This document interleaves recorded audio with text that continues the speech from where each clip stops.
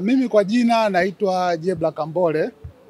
Nazungumza kwa niaba ya mawakili wengine 30, tukiongeza na wakili senior counsel Mpale Mpoki, Alute Mugwai, Peter Kibatala, Jeremiah Mtobesia, Hekima Mwasipu na mawakili wengine. Leo ilikuwa nakuja kesi kwa ajili ya kosa la uhaini.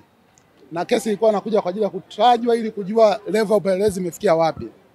Lakini nyinyi waandishi mtakuwa ni mashuhuda kwamba kwa namna ambavyo shauri lilikuwa linaendeshwa, wengi wenu mmekosa kupata picha wala Lissu akiingia mahakamani.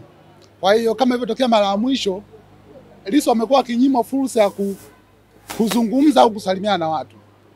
Kwa hiyo kutokana na hizo changamoto, lakini pia ukizingatia kwamba mawakili sisi paka hatua hii tunafika takriban siku 68 hatukuwahi kupata fursa ya kuzungumza kama mawakili, kwenda gerezani, kumtembelea, kujadiliana naye. Kwa hiyo tunazungumza kwa njia ya kioo, kwa njia ya simu, kiasi kwamba tunashindwa kufanya consultation na mteja. Tunapata muda wa kufanya visitation. Sisi kama mawakili tunajua mara nyingi tunaenda mahakamani, tunaenda magerezani, tunazungumza na wateja wetu. Lakini namna ya kuzungumza na Lissu inakuwa ni tofauti na wateja wengine. Kwa hiyo tukaona hili jambo sio sawa. Lakini pia tukaona kwamba haki zake za msingi gerezani zinakiukwa. Tumeieleza mahakama, tumechukua hatua za kimagereza, lakini hakuna ambacho kinachukuliwa hatua yoyote. Na kwa kuwa level ya upelelezi wa hili shauri bado unaendelea kuzungumzwa kwamba ukukamilika, tukaona ni jambo la busara tuzungumze na mteja, ili mteja mwenyewe afanye uamuzi wa kuzungumza mwenyewe moja kwa moja na mahakama. Kwanza apate fursa ya kuzungumza ambao alikuwa anaikosa mwanzoni, lakini pia katika hizi hatua za awali aweze kuzungumza yeye mwenyewe. Kwanza yeye mwenyewe ni wakili, ashakuwa rais wa chama cha wanasheria, ashakuwa wakili zaidi ya miaka 22, kwa hiyo anafahamu utaratibu wa kisheria. Na kwa kuwa hakuna haki yoyote ya msingi katika hatua hii inayofanyika, ni muhimu akazungumza yenyewe, akatoa uelewa wake binafsi moja kwa moja wa namna gani gerezani anaishi. Kwa hiyo kwa wale waandishi ambao kuwepo, amezungumza mambo kadhaa. Kwanza amezungumza kwamba hajawahi kupata fursa ya kuzungumza na mawakili, kufanya consultation. Nyaraka tukimpelekea zinapita mikono miwili mitatu, anazisoma ndo zinamfikia. Mara nyingine akituandikia taarifa hazitufikii. Kwa hiyo tunakuwa tunashindwa kupata consultation.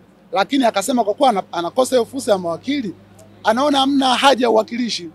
Lakini cha pili akazungumza haki zake za msingi ambazo anakiukwa, ikiwemo haki ya kufanya mazoezi, haki ya kuabudu, zote anakatazwa. Kwa hiyo kama Mkristo, Mkatoliki anashindwa kusali kwa siku 68, inakuwa sio sawa.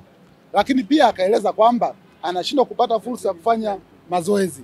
Lakini pia pamoja na kueleza hilo, lakini akazungumzia kwamba kwa namna shauri ambavyo linaendeshwa, anafikiri ni muhimu akajiwakilisha mwenyewe kwenye hili shauri. Na akaeleza kwamba kule gerezani tofauti na wafungwa wengine, yeye anaweka katika tunaita death row. Unaweka kwenye wafungwa wale ambao wamehukumiwa kunyongwa, ndio unakaa nao. Lakini sheria inakataza mtu raia wa kawaida kukaa na wafungwa ambao wamehukumiwa kunyongwa. Kwa nini sheria inakataza? Kwa sababu mtu ambaye amehukumiwa kunyongwa hana cha kupoteza. Anaweza akakudhuru, anaweza kufanya chochote kwa sababu adhabu yake ipo, haiwezi kuongeza zaidi ya hiyo kunyongwa. Hakuna adhabu zaidi ya hiyo. Kwa hiyo ndio maana si vizuri mtu kukaa na watu wa namna hiyo, lakini anawekwa na watu wa namna hiyo. Lakini pia anaendelea akikutana na mawakili muda wote analindwa na maaskari si chini ya 2. Wakati wafungwa wengine hawalindwi. Kwa hiyo anaona sio sawa taarifa zake kusimamiwa na kuchunguzwa kwa mtindo huo.